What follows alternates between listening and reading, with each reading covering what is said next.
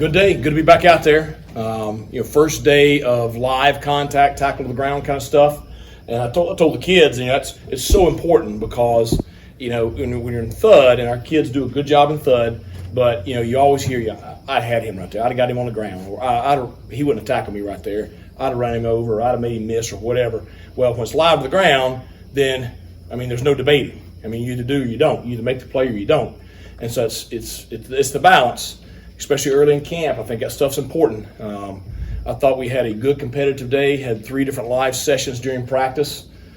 Kids were, pretty juiced up for it and went at each other pretty good, which is good. And so great film to get better from. Do you feel like the defense almost relishes this day more just because they can finish that tackle, or do you still hear it from the offense too? Oh, yes. I think, the defensive kids, we had a really good practice on Monday.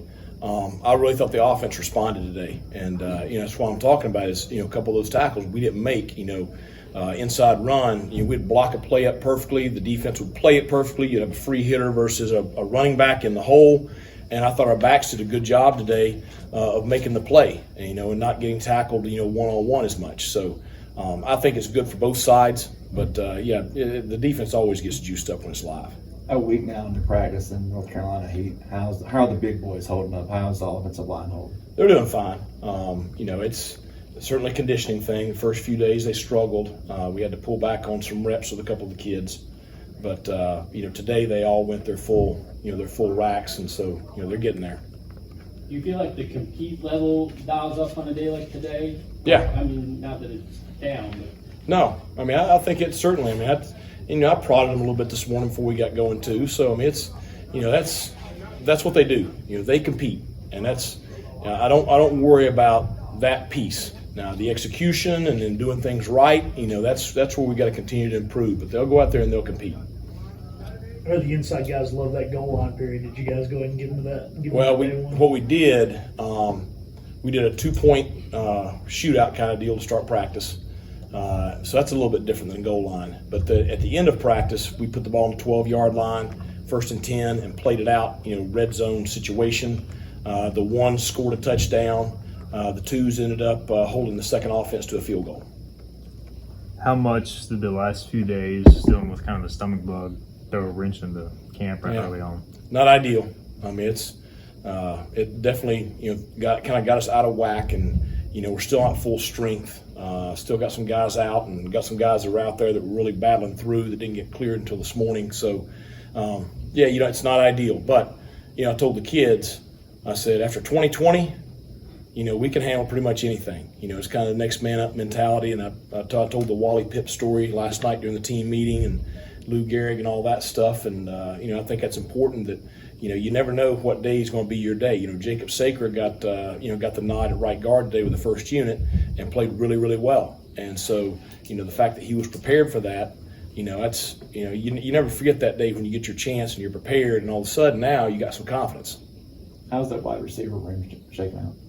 I think really good. I think we've improved this week. I think we got multiple guys making plays. I think that, you don't just have one guy. You got several guys. I think our timing is getting better. The touchdown with the one offense was Holton to Isaiah. So it was good to see him make that play. I think that's going to give him confidence and Holton confidence. And but there's, I think Jalen has had a very, very solid camp so far. I think CJ's having a very solid camp. Ryan is having a solid camp. Shane is having a solid camp. Josiah is having a very good camp. So I think that there's lots of guys doing a lot of good things. Go ahead.